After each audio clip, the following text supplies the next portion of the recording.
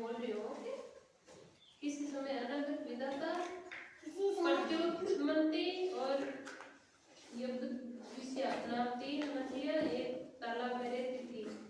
उसमें और भी मछलियां थी। एक दिन कुछ मल्लाह मतलब शिकारी उस तालाब के पास से गुजरे।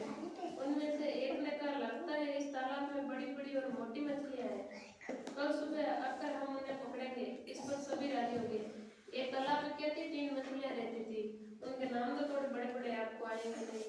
तो वहां से ना शिकारी गुजरे तालाब के किनारे से। तो उन्होंने देखा कि इस तालाब में तो मोटी मोटी और बड़ी बड़ी मछलियां हैं, हम कल आकर उन्हें पकड़ेंगे। और आगे फिर चले गए।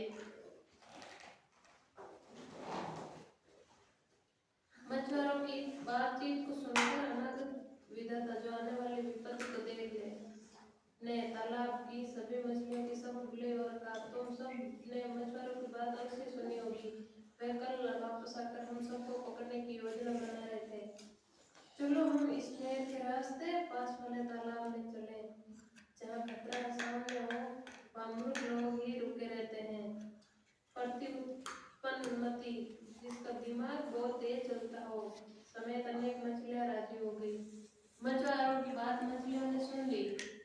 तो मछली उस तालाब की सबसे बड़ी मछली थी ना, उसने सबको बोल ली और कहा कि हमने मछुआरों की बात सुन ली है, वो हमें पकड़ लेंगे, इसलिए हमें दूसरे तालाब में चलना है।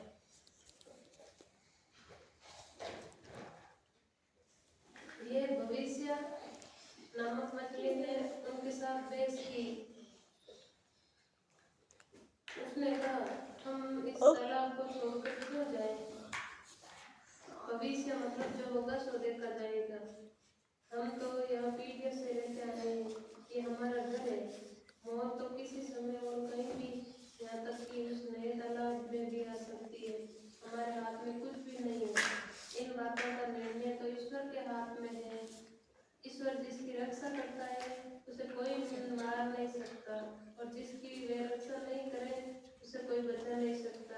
इसलिए यहाँ से भागने का विचार मूर्खतापूर्ण है। एक मछली थी भविष्य, भविष्य नाम की मछली थी, जो भविष्य में जो होगा देखा जाएगा। उसने उस राजा मछली से कहा कि हम इस तालाब को छोड़कर क्यों जाएं? हमारे यहाँ पहले से पीढ़ियां रहती है, ये हमारा घर है, हम इसको छोड़ के नहीं जाएंगे। सब बातों का निर्णय तो भगवान के हाथ में है। वो जिसको बचाना होगा उसको वो भगवान बचा लेगा, और जिसको नहीं बचाना होगा तो वो उस तालाब में भी नहीं बचा पाएगा। उसको स्वयं होता न देख अधिकांश मछलियां उस तालाब को छोड़कर चली गई। दूसरे दिन सुबह मछुआरे आए और उन्होंने इस भविष्य समेत सारी मछलियों को पकड़ लिया। दूसरे दिन क्या हुआ? सारी मछलियां पकड़ ली। लगभग मछलियां तो चली गई दूसरे तालाब में, और वो जो नहीं जाना चाहती थी ना वो वहीं पर रह गई। और सुबह सुबह ही मछुआरे आ गए और उनको पकड़ लिया। तो इससे क्या शिक्षा मिली? जो भगवान उनके साथ वही होगा। भाई खतरे को देखकर भी, खतरे को देखते हुए भी समझदारी से काम नहीं लेना मूर्खता होगा। उस मछली को पता था कि मुझे पकड़ने कल मछुआरे